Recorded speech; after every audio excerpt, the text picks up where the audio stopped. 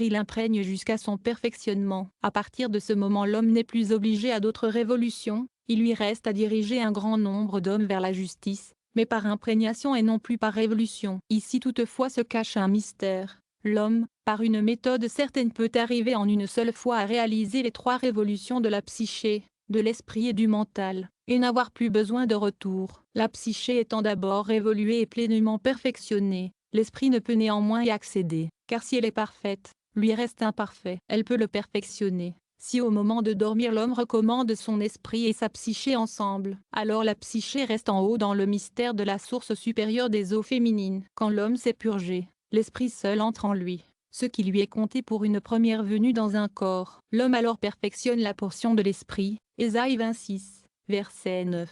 Ma psyché te désire la nuit, c'est-à-dire la portion de ma psyché désire s'associer au Seigneur, au moment où sous la nuit je la confie à tes mains, sans quoi consiste le mystère des eaux féminines requises pour la copulation. Suive les mots, mon esprit en dedans de moi te cherche au matin, ce qui veut dire, quand je m'éveille, alors mon esprit est en moi, car alors arrive la révolution de l'esprit, comme on l'a dit. Les lettres initiales des mots donnent ce mot, c'est-à-dire la fontaine supérieure. Il faut que tous ceux qui désirent la perfection de leur psyché prononcent ce verset avec l'attention requise. C'est ainsi que l'on devient digne de la part spirituelle. Ce que nous avons dit de l'autre parole, je remets mon esprit entre tes mains. Psaume 31, verset 6, contient le mystère du dépôt des âmes, en ce qu'elles s'en vont et reviennent. Quant au verset d'Isaïe 26, verset 9, il convient à la perfection de l'esprit. Cela fait, la psyché doit servir de véhicule à l'esprit pour qu'ils puissent habiter ensemble comme si cela se passait dans un corps nouveau. La même chose se passe parfois dans la partie du mental. L'esprit sort, le mental entre, après que la psyché s'est perfectionnée et lorsqu'elle sert de véhicule à l'esprit. Chapitre 10. Sachons aussi que l'imprégnation est possible entre vivants de la façon suivante. Un homme observe un précepte comme il convient. La psyché d'un juste mort entre en lui en embryonna, parce que celui-ci ou tel autre avait coutume de remplir ce devoir ou un autre durant sa vie. Par la même raison, il peut arriver qu'un juste d'entre les vivants fasse quelque bonne œuvre qui soit très familière à un autre juste. Celui-ci l'engrosse, tous deux étant vivants. Voir 1 Samuel 18, verset 1. Et la psyché de David adhérait à Jonathan. Chapitre 11. Celui qui a acquis la psyché, l'esprit et le mental en même temps et, ayant péché dans la suite, est forcé à révoluer, ne peut recevoir les 3 degrés en même temps si ce n'est pas la méthode des paroles. Ma psyché désire à la nuit, Ésaïe 26, verset 9. Celui qui d'abord n'eut que la psyché nue, laquelle fut viciée et forcée à une révolution, peut recevoir dans la même révolution la psyché, l'esprit et le mental. Mais si sa psyché n'a pas été perfectionnée au premier tour et qu'à cause de cela il révolue dans un second corps, ce second corps est l'héritier du premier et lui enlève la psyché, l'esprit et le mental. Il ne reste au premier corps que la portion de cette étincelle qui s'est restituée en lui, et qu'au temps futur il méritera de recevoir de sorte que cette étincelle de la psyché se divise en 2 parties. Mais le premier corps ne participe en rien ni à l'esprit ni au mental dont l'ensemble se rapporte au second corps, le premier n'ayant rien mérité que s'il a eu ces degrés et les a viciés. Ils sont obligés maintenant à une révolution double, c'est-à-dire que les étincelles de la psyché se joignent d'abord au second corps puis ensuite retournent au premier. Ainsi le premier corps a quelque chose que n'a pas le second, et le second possède ce qui manque au premier. Et cela se passe comme il est dit au traité de l'Ancien, sur la matière du Lévira au sujet du corps d'un tel homme et de ce qu'il laisse dans l'organisme de sa femme. Cela est aussi indiqué à la section Chage Sarah, folio 131 où il est dit que les corps qui ne réussissent pas à avoir des enfants sont comme s'ils n'avaient pas été et ne participent qu'à l'étincelle distraite de la psyché car c'est la même chose que s'ils n'avaient pas été et c'est ainsi que le fondement des délices futures est donné au corps dans lequel fut l'esprit. Chapitre 12. Sachons que le Messie ne viendra pas avant que ne se produisent entièrement toutes les âmes qui se trouvent dans le corps d'Adam Bélial. On sait que dans ces générations-ci, il n'y a personne qui soit digne de recevoir l'esprit et le mental. Il faut cependant les restituer pour tous les moyens. Cela peut se comprendre par le passage du traité de l'Ancien où il est dit que les âmes prennent pour elles la psyché de prosélyte. Ce qui veut dire que tel mental qui ne peut habiter sa propre psyché se cherche une psyché prosélyte qui lui serve à se perfectionner. Ainsi restituée, elle pourra dans un temps futur se joindre à sa propre psyché. Sachons même qu'il peut arriver qu'une psyché, un esprit ou un mental puisse monter assez haut pour recueillir les étincelles de sa psyché, de son esprit ou de son mental qui reste en dessous dans la profondeur des écorces, de sorte que celle-ci soit restituée par celle-là. À cela se rapporte l'exemple de 10 tués par les Romains, qui, par leur mort, méritèrent de pouvoir recueillir et élever à un état meilleur toutes les étincelles qui leur étaient subordonnées, pour la plus grande commodité de la restitution. Il y a d'ailleurs une autre raison, un signe du martyre des 10. Comme le saint béni voyait qu'à partir de leur temps il ne devait plus venir d'âme qui pût se servir à l'endroit des eaux féminines car, à cause de nos péchés, nous sommes dans la plus grande indigence, et il ne nous reste rien de la faculté de restituer nos âmes ni de les élever sous le mystère des eaux féminines. Il fallait donc qu'ils fussent tués pour en tenir lieu, de sorte que par eux on put faire la restitution des étincelles qui leur étaient subordonnées, ce qui composait l'université d'Israël. Car les nôtres savent qu'ils furent les 10 tribus et les 10 fils de Joseph. Chapitre 13. Sachons qu'Adam Protoplastes eut une psyché, un esprit et un mental du monde factif, formatif et créatif, et en outre une psyché, un esprit et un mental du monde de l'émanation, c'est-à-dire du royaume, de la beauté et de l'information, lesquels 3 degrés sont appelés la splendeur suprême. Quand il pécha, Caïn n'était pas encore né, comme l'indique le Zohar. À ce moment ces degrés étaient enlevés à Adam et il perdait la psyché, l'esprit et le mental émanatif, et c'est Enoch qui recevait le mental, et la splendeur supérieure, ce qui le transformait en l'ange Métatron. Élie, de mémoire vénérée, reçut le mystère de l'esprit émanatif, par quoi il méritait de devenir ange, c'est-à-dire de ne pas mourir. La psyché émanative entra dans Caïn et dans Abel, pour les restituer de cette corruption par laquelle le mal avait été mélangé au bien. On dit du mental qu'il est le prince du monde, parce qu'il est dérivé de l'émanation elle-même et qu'il domine sur tous les autres mondes. Et comme le Zohar dit au traité Tosifta,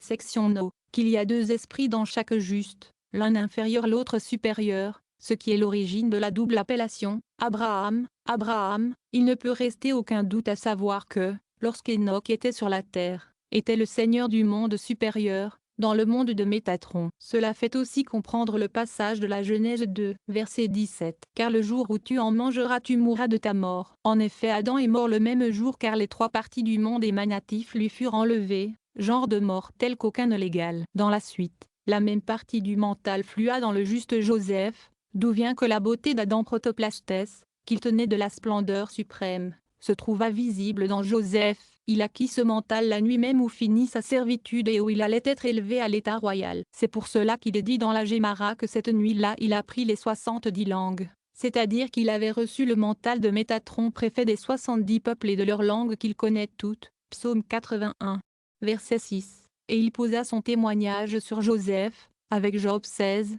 verset 19. Mon témoin est au ciel. Ici par témoin il faut entendre Métatron, de façon que par le témoignage posé sur Joseph on entende Métatron car mon témoin et donne le même nombre. Telle est la portion qui fut donnée à Joseph, dans ce qui suit dans Job 26, verset 19. Et mon témoin est dans le haut des 2, on entend Élie, comme cela est connu. Apocalypse 11, verset 3. Et comme ce mental n'avait pas encore été soumis à la mort, puisqu'il était enlevé d'Adam avant sa mort et que dans la suite Joseph était puni pour avoir ému l'envie de ses frères par ses songes, ce mental fut enfin révolu dans Rabbi Ismaël fils d'Elisha le grand prêtre pour y subir la mort réelle. C'est pour cela que ce dernier était d'une beauté qui rappelait celle de Joseph et que dans son livre, qu'il appelle les chapiteaux des palais, il appelle Métatron la gloire de sa splendeur. Élie ne méritait pas de recevoir sa partie d'esprit autrement que par le fait en Chittim non. 25, verset 7. Et alors il le recevait. On ne fait jamais mention de lui sans mentionner l'esprit en même temps. En même temps lui était donnée l'alliance de paix. Locution Néon verset 13. C'est cet esprit émanatif qui est appelé paix, parce que le mystère de l'esprit se trouve en même temps dans la beauté et dans le fondement, degrés qui tous deux portent le nom de paix. Ésaïe 57.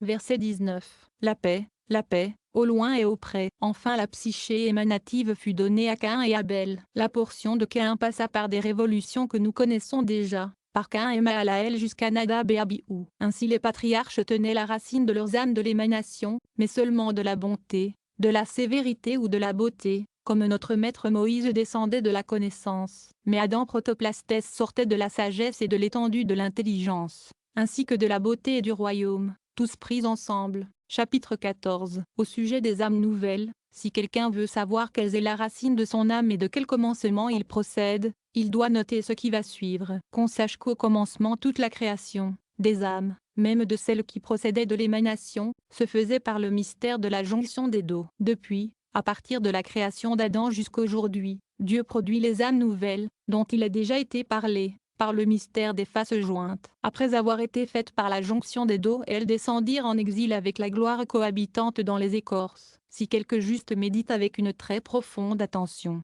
il peut ramener une âme neuve, telle des écorces, de façon à ce qu'elle revienne en haut et émerge, suivant la parole de Lamentation 3.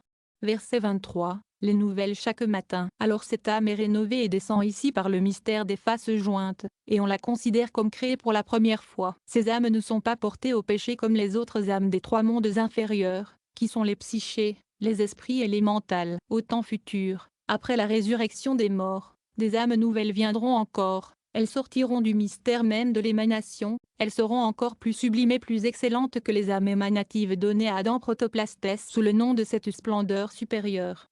À cela se rapporte ce qui est dit dans le Zohar section P coudé, qu'à partir du jour où le temple a été détruit, nulle âme n'est entrée dans le palais d'amour. Ici ce sont ces âmes qu'il faut entendre, mais les âmes qui descendent des trois mondes inférieurs peuvent se produire dans ce temps. Toutes les autres âmes tiennent leur origine de l'âme d'Adam que le Saint béni avait d'abord créée androgyne, c'est-à-dire en deux personnes jointes par le dos. Ensuite il les sépara comme avec une scie, pour qu'ils puissent tourner l'un vers l'autre leur face jusque-là opposée, d'où il ressort que la racine de toutes les âmes se trouve en lui. Sachons qu'Adam était constitué par 248 membres avec une infinité de poils d'espèces très variées. De tout cela provient un certain nombre d'espèces d'âmes qui sont les racines des âmes. Chacun devrait savoir et reconnaître comment toutes les racines des âmes furent réparties dans les membres de l'âme d'Adam, comment s'appelle la racine des âmes dont il provient lui-même, et ainsi pour tous les membres.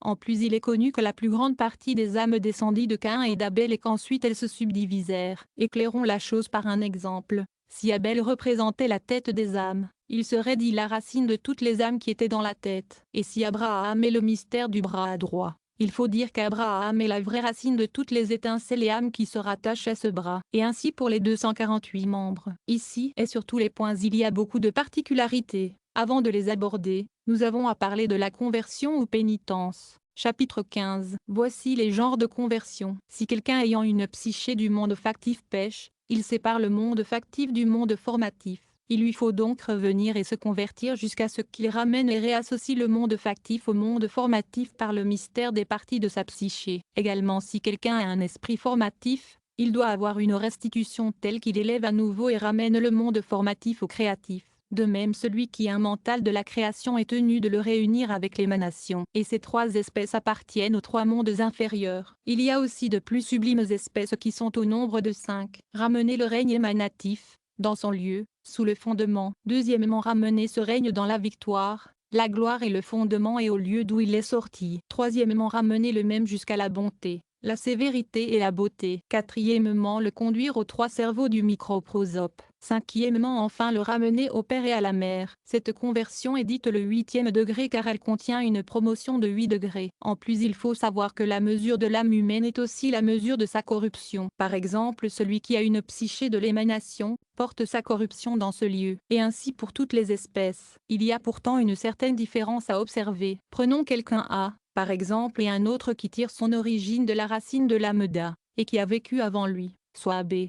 Si B dans ses premières révolutions eut une psyché et un esprit et si le vice entra dans son esprit, il lui faut révoluer dans cet homme qui est A, bien que dans A il n'y ait rien que la psyché. Si donc A pêche, sa corruption s'élève aussi haut que s'il avait un esprit et sa conversion doit être la même que s'il avait une psyché et un esprit et s'il les avait corrompus tous les deux. Et ainsi de suite. D'où la nécessité de savoir dans quelle révolution on se trouve et de quelle racine on provient pour faire convenablement la restitution, comme on l'a dit ailleurs. Car bien que dans l'ordre des révolutions l'âme de quelqu'un puisse être la 20e ou la 30e à partir de lui qui le premier avait une psyché, un esprit, un mental des mondes inférieurs, factifs, formatifs et créatifs dans lesquels le vice entra, tous ceux qui le suivent sont tenus de restituer, comme si chacun était corrompu jusque dans la création, parce que même la psyché a reçu la lumière du monde créatif par le mental. Si le dernier venu n'avait que la psyché seule, 10 autres antérieurs avaient seulement l'esprit, le dernier et le 10e avaient seulement le mental, et parce qu'il l'a corrompu, les 9 premiers révolus doivent être restitués seulement sous le rapport de l'esprit. Ceux qui suivront à partir de celui qui a eu le mental sont tenus de restituer la faute sous le mystère du mental. Et ainsi pour les autres particularités. D'où il est clair que l'homme qui tombe dans une faute légère est puni à cause d'elle comme s'il avait atrocement péché. À cela se rapporte Ésaïe 40. Verset 2. Car il prit de la main de Dieu le double pour tous ses péchés, ce qui est à retenir. Chapitre 16. Ceci est une des 40 questions que proposèrent Doeg et Ahitophel au sujet de la tour volant en l'air,